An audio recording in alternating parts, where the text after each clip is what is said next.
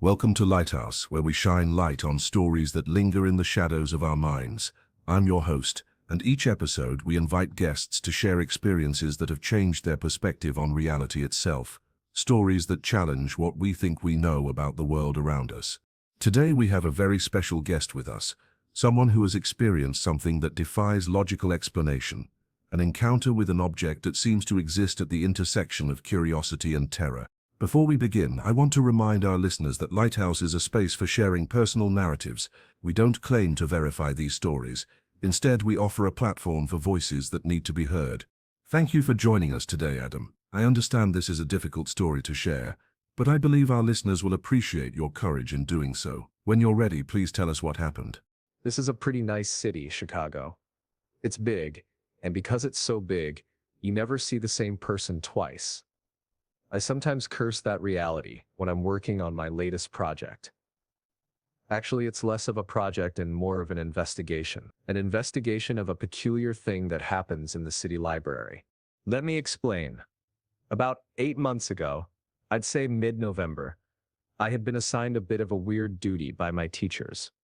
They requested that I start my research now for a paper that I was to turn in at the beginning of the next fall semester. I'm working on my PhD in modern American anthropology at DePaul University. They wanted a paper from me to find the profile for the most average American possible, using statistics, culture, language, etc. It was an odd project, but I figured I could do it. I had the internet and the library, and I had a list of volunteer interviewees that volunteered to be questioned for the human sciences majors, should I want to do a survey. I haven't worked on that project for weeks. Let me explain how it started. Mid-November came around, and the school library had yielded as much information as it could give, which was not enough, unfortunately. I decided to migrate all of my studies over to the much older, but much larger city library. I packed up my laptop, wrote down the names of all of the larger reference books that I used, and began the trek to the train station to head over to the right side of town. I arrived at the library about 10:00 a.m. As soon as I walked into the main lobby, I was marauded by the screams and giggles of a visiting elementary school class. I tried to smile and push my way through the sea of tiny faces and brightly colored t-shirts, over to the main staircase. I trekked up the stairs to about the 3rd floor before I left the staircase and headed over to the computer to look up the location of the books about which my paper was centered. Floor 9, West Wing. Great, I thought to myself sarcastically. 6 more floors to climb before I can begin. I'll be in great shape by the time I'm done with this paper. So I climbed and climbed and climbed. Finally, I reached my destination and took out 4 or 5 books, fired up my computer, and began working. I worked through about 3:30 p.m. before I began to get hungry. I leaned back from my chair, stretched my arms into the air, and then pushed my glasses up my nose. It was only then that I realized that there was another person in on the silent library floor along with me. A young girl, maybe 18 or 19 years old, was browsing through the books on the shelves across from me and the other work tables. I remember remarking to myself that either I was working very hard to not have noticed another human being enter the room, or she was just incredibly quiet, or more likely a mixture of the two. I thought nothing of it at the time and began packing up my things. As I was packing my things up, I noticed the girl come to a table and sit down with a peculiar-looking book. I did not see where she got it from exactly, though I just assumed one of the shelves. It did not look like a book that is printed and bound and published in mass, but more like a simple notebook with lined pages and a flimsy paper back, like you would get at Office Depot or Staples. She was reading it very intently. I could see something written on the book's front cover, but it was written in black and was hard to read against the dark blue paper cover. I decided not to intrude, and continued packing, and she continued to rip through the words on the pages with her eyes. As I lifted the strap of my computer bag over my shoulder, the girl dropped the book onto the floor with a soft flapping of paper. Her eyes were fixed onto the opposite wall in a glazed-over awe. I looked across the room to where she was looking, but saw nothing except more bookshelves. I could tell immediately that it was something that she had read that caused her to suddenly be dumbstruck. There was no indication of anything in her eyes. They were unmoving, unresponsive. She slowly rose from her seat and silently moved across the room towards the stairs down to the main floor. I followed, with caution and a bit of curiosity. I looked back over my shoulder and saw the small notebook still lying on the ground. I was hungry and my bag was heavy, so I did not involve myself in preserving the library's belongings and followed the girl down the stairs. Her eyes were completely dead and glazed over. She did not make a sound through all 9 floors of stairs. She walked slowly and silently, looking half focused on the stairs and half in deep thought about whatever it was the book had revealed to her. She went out the front door of the lobby. I was still following her a few feet behind. She pushed open the door and stepped out onto the sidewalk. I followed, keeping the door open, still intending to go to lunch and not have to endure any drama. Instead of walking left or right, the girl kept walking straight. She walked in between the bumpers of 2 parked cars and right out into traffic. I panicked as she walked out into the street. I quickly ran to try and grab her shoulder before she wandered into the busy street. But it was too late. A large pickup truck, horn blaring, plowed straight into her. The driver slammed on his brakes, but it was not enough. Her neck snapped left, then right. Then her head slammed into the pavement. Blood splattered everywhere. The truck finally screeched to a halt. It had skidded so far that the girl's body was now just underneath the bed of the truck. The driver just sat in the driver's seat in shock, knuckles white, gripping the steering wheel, and him just staring at the splatters of blood all over the windshield. I ran over to the girl, trying to pull her out to try and see if she was alive. I was able to grab her hand. I pulled, but then realized that her arm was broken. Her elbow was shattered and her forearm and upper arm had been dislocated. And now it was just a bloody tube with fragments of bone floating around inside it and bits of gravel sticking to it. Revolted, I bent way down and peered under the car. Her neck had been rotated and snapped. Her chin was sitting on the back of her shoulder as she lay stomach down. I could very clearly see her face. Her skull had been all but completely crushed. There was blood dripping from her nose, and it was pouring out of her mouth.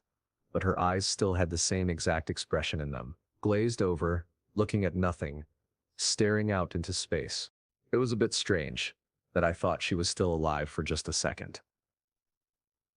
Just for a second, that notion that she hadn't been harmed by the accident crossed my mind. Sure, her brain was ground into the tarmac by a truck tire, and sure, the blood soaked every piece of my clothing, so much that I had to throw every piece of it away, but her face had not changed. The dead-eyed look that had come over her way up on the 9th floor of the building was still plastered onto her face. Now it was never to be removed again.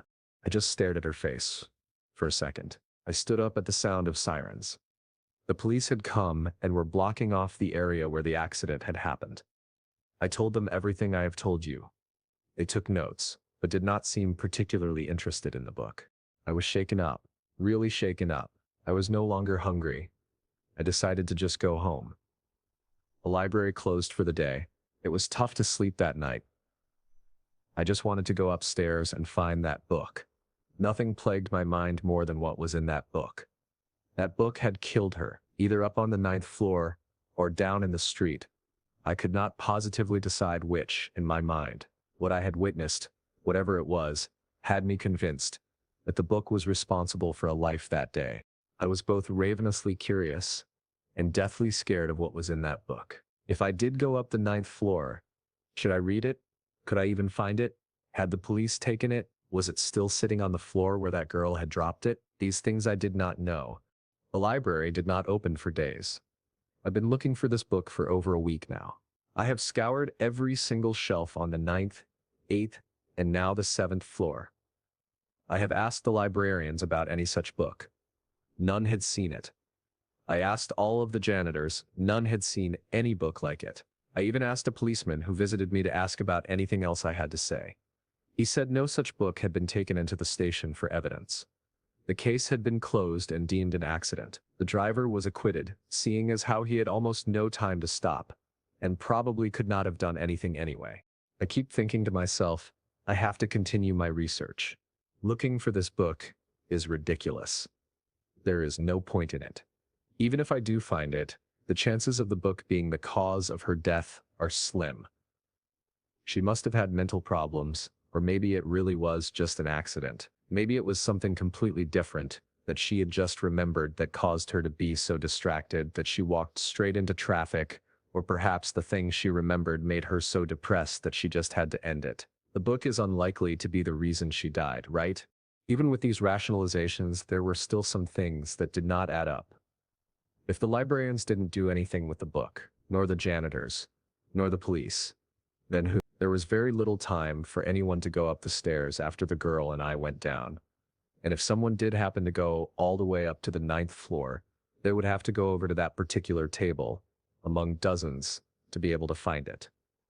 It was very inconspicuous after all. I think I may need to see a therapist. This thing is haunting me. I need to put it behind me. I'm not getting any work done. I think it may be happening again. Somehow, someone else found the book, I think. It's been 3 weeks since then. I have an office the library lends to heavy researchers. When I found that out, I was very pleased. It has a computer and plenty of space. There are a dozen just like this one, next to mine up here on the 5th floor. I've been getting a lot of work done with this office. It's been over a month since the incident with the girl. I was thinking about it less and less every day until now. As I'm writing this, I'm glancing up every few seconds out of the window in the office over to a table in the library. Sitting on this table is a kid. A boy, maybe 16 or 17, is sitting there reading the book. I know that it's the exact same book. It has to be. I watched him bend down inside onto the aisles and pick it up. I know what I have to do now if he drops it, like the girl did. I must grab it. I'm considering going out there right now and getting it from him. But I want to see if it puts him into a trance like the girl. He's been reading it much longer than the girl had, but just as intently, the kid dropped it. He looked up now, just as the girl had, but now he's looking right at me. I can tell he's looking right at me. There's no mistaking it. I rose from my chair, and he hopped off the top of the table, his eyes still dead focused on me. I opened the door to my office and walked out into the library. The kid is still staring, unblinking and intent. He began walking towards me, but now has just walked around the table. "What was in the book?" I half shouted to him. His face grimaced. He began walking steadily backwards, away from me, towards the other side of the library. I began walking towards him. "What was in the book?" I shouted this time. He flinched and looked very annoyed. He was now grinding his teeth. "What was in the book?" I shouted even louder. I was now passing the table he had left the book on. I went over to grab the book, but before I could, he flipped around and started into a dead run. He ran like the hounds of hell were at his heels. I was watching him. It wasn't 5 seconds before he reached the opposite wall. There was a very large window there. Running at an impressive pace, he dove through the window. The glass shattered, and he fell out. I screamed. I didn't know what to do. It was the second time this had happened. I ran over to the broken window without the book. I looked down. There, the boy was face down in a parking space. His legs were twisted into horrific positions. His body was 5 floors down, but I could still see that he was alive, for the time being. He was moving, but bleeding badly. He must have been in extreme pain. He was squirming, and both of his legs were broken. Perhaps one of his arms were too. I couldn't tell. I went back to that table. The book was not there. I smashed my hand onto the table in frustration and sadness. I sat down in a chair and gazed into my office and thought, until the police came to question me again. They did. The same cops.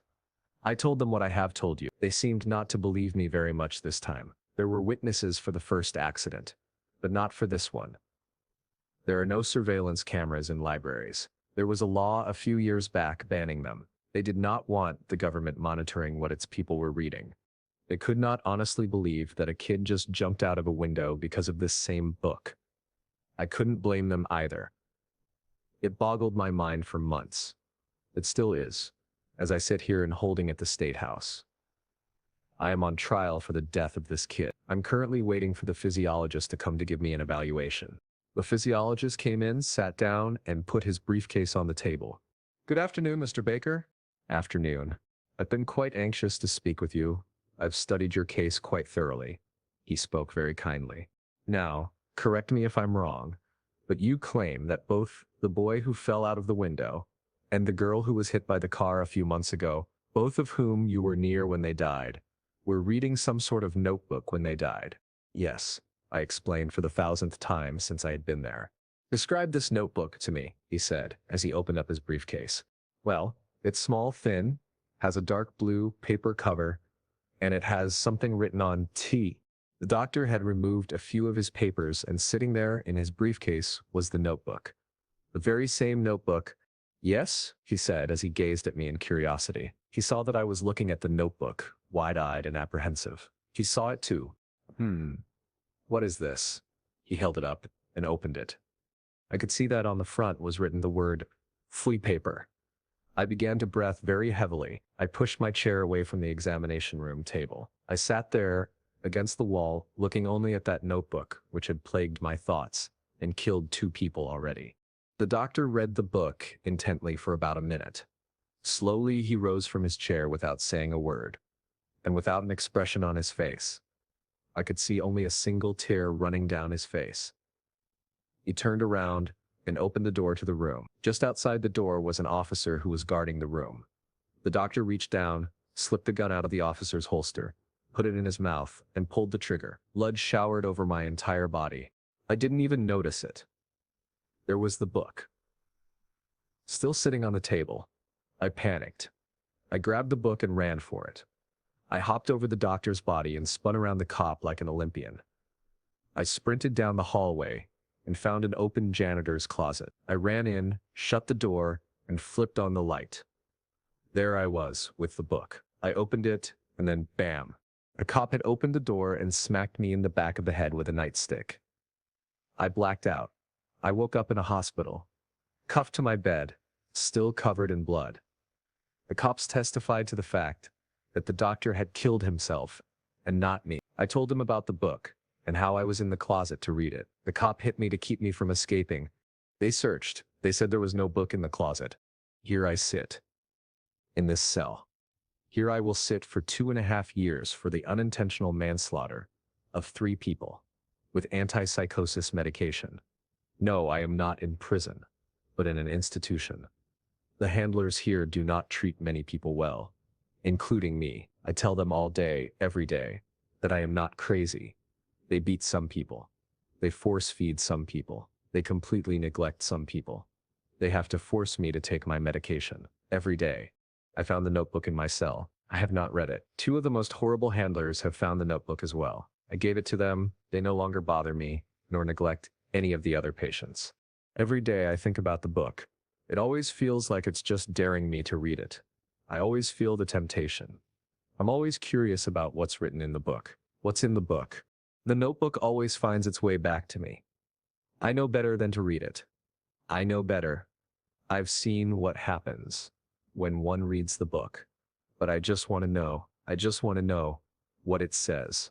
I just want to know. I don't know what to say. First, thank you for sharing something so deeply personal and traumatic. Your experience raises profound questions about curiosity, temptation, and the unknown. What strikes me most about your story is how this notebook, this seemingly ordinary object, has become a vessel for something inexplicable.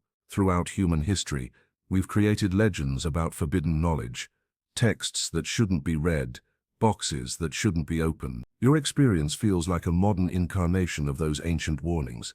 The way you described the victim's reactions, that glazed, empty stare followed by self-destruction, suggests whatever is written inside somehow fundamentally alters the reader's perception of reality. And yet the temptation to know remains, even for you, despite witnessing its effects firsthand. I think we all recognize that pull toward dangerous knowledge, that voice asking, what if, even when we know we should walk away. Your story is a powerful reminder that sometimes curiosity doesn't lead to discovery, it leads to destruction. For our listeners who might be struggling with their own metaphorical notebooks, those dangerous temptations we all face, I hope this story offers perspective. Some mysteries are perhaps better left unsolved.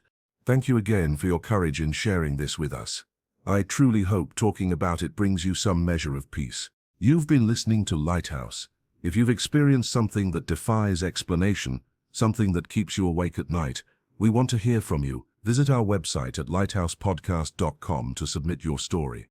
Remember, in our darkest moments, sometimes all we need is a light to guide us home. Until next time, this is Lighthouse.